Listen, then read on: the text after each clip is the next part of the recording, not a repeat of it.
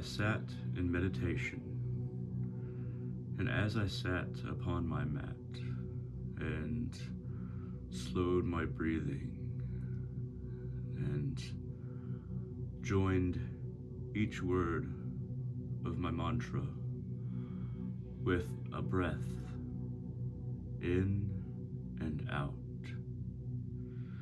I directed my gaze, though my eyes were closed, toward my third eye and visualized a flame in the darkness.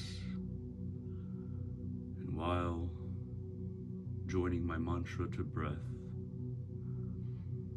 and visualizing a flame, a candle flame in the darkness, I meditated. The picture was not always clear. My mind is not well tuned yet. But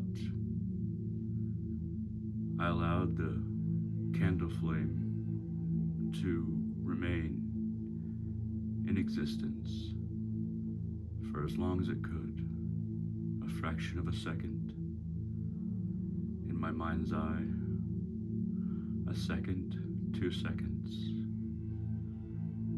And then behind the flame, I felt a calling to visualize Sri Ramakrishna, who I had recently placed upon my shrine, upon my main altar, beside the Divine Mother Kali. He is another face of Kali. He is her, and she is him. Her embodiment on earth, not too long removed, more accessible than perhaps the goddess in all her vastness. As his image flicked in and out of existence behind the candle flame, as my mind attempted concentration for a brief second, half a second, a millisecond, as much as I could hold all of these things together. My breath, my mantra, internally said, my visualization of the candle flame, and my visualization of Sri Ramakrishna behind the flame. All of these things in unison, as best as I could. I then became afraid that I would not be able to see, illogically, that if my eyes opened, there would be blackness, or that sometime in the future I may go blind and never see again. And I was afraid of not being able to see, not being able to have that as a part of my world. I fought this fear. I focused on my mantra, my visualization. But the fear, which had never risen before, came again and again.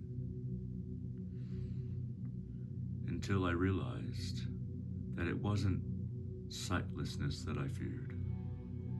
It wasn't losing my vision.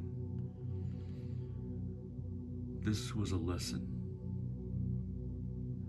What I was fearing was the absence of my existence, my life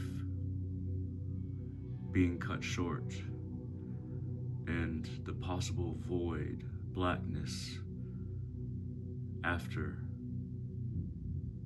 my eyes fall away, my body falls away, my senses fall away.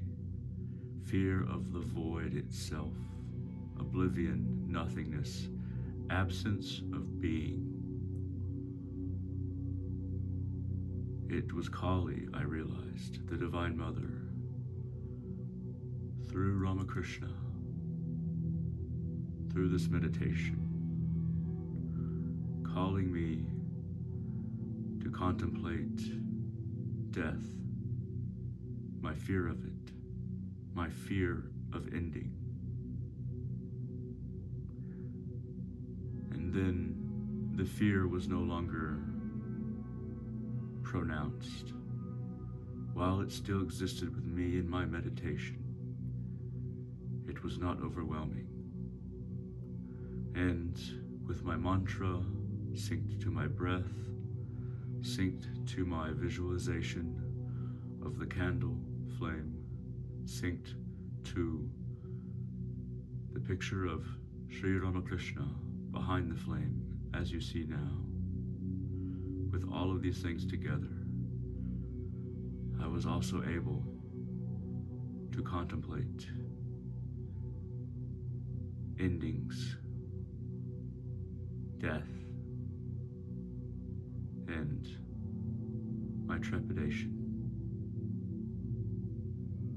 at approaching it.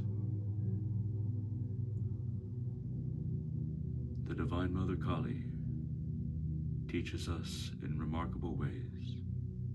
She calls to us even when we think we are alone with a few things, even when we think we cannot focus, we cannot understand, and even through fear she teaches us to make us stronger, to help us reach moksha, to enlighten our soul,